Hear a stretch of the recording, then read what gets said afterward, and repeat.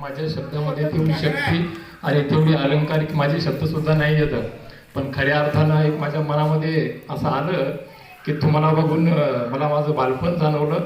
आणि बालपणामध्ये ज्या गोष्टी आपल्या मनावर बिंबवल्या जातात, जे चित्र आपल्या मनामध्ये बिंबवले जाते, ते शेवटपर्यंत कुठे ना कुठं सर्व वरिष्ठांना आणि एक वयामध्ये आलेल्या सर्वच पुरुषांना असो किंवा युवकांना, कुमारांना ते लहानपणीच्या गोष्टी आलेल्या असतात, का अनुभव आलेले असतात, सुख दुःख, गोड आठवणी, कडू आठवणी त्या जाणवत असतात. त्याकरता तुमच्यावर आज रोजी जर कोणते चित्र बिंबवले गेले किंवा कोणते संस्कार टाकले गेले तर ते तुम्हाला आयुष्यभर आठवण राहतात आणि त्याचा उपयोग तुम्हाला भविष्यामध्ये सुद्धा कामी येतो.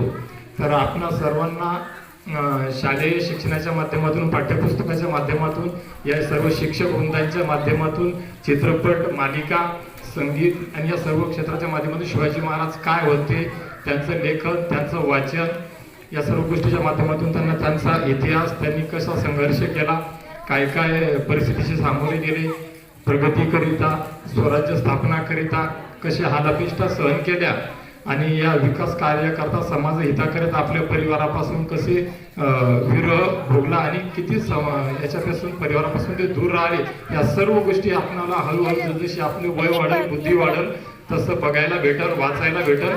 आणि प्रश्न उत्तराच्या माध्यमातून, पेपरच्या वेळेस, परीक्षेच्या माध्यमातून सुद्धा त्या सर्व गोष्टीचं तुम्हाला रिव्हिजन होईल. परंतु मला आपणा सर्वांना कळकळीची एकच विनंती करायची आहे, लंब भाषण न करता एक लाईन सांगायची आहे की मुला मुलींना जसं 26 जानेवारी, 15 ऑगस्ट या सर्व वेगवेगळ्या कार्यक्रमाच्या वेळेस तुम्हाला डान्स घ्यावेसे वाटतात, नृत्य करावंसं वाटते, कुणाला डायलॉग बोलावेसे वाटतात, कुणाला भाषण करावंसे वाटते.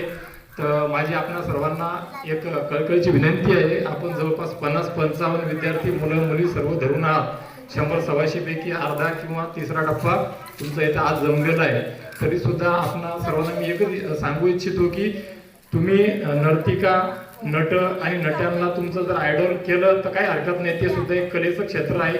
वेगवेगळ्या क्षेत्रामध्ये आपण जावं, आपलं नाव उज्ज्वल करावं, काहीच हरकत नाही. कारण की 55 ते 50-55 या मुलांपैकी एक किंवा दोन वेगवेगळ्या वर्गामध्ये एक एक मुलगा, एक एक विद्यार्थी किंवा एक एक विद्यार्थिनी फर्स्ट क्लास येणार आहे. आणि जे बाकीचे राहिलेले आहेत मग त्यांनी काय करायचंय, तर तशा परिस्थितीमध्ये मायूस न होता, नाराज न होता, छत्रपती शिवाजी महाराज झाले, तिच्यानंतर आपल्या स्वराज्य स्थापनेच्या नंतरही 1947च्या काळामध्ये किंवा जे 100, 150, 200 वर्ष इंग्रजांनी आपल्यावर राज्य केलं त्यावेळेस थोर क्रांतिकारक होते.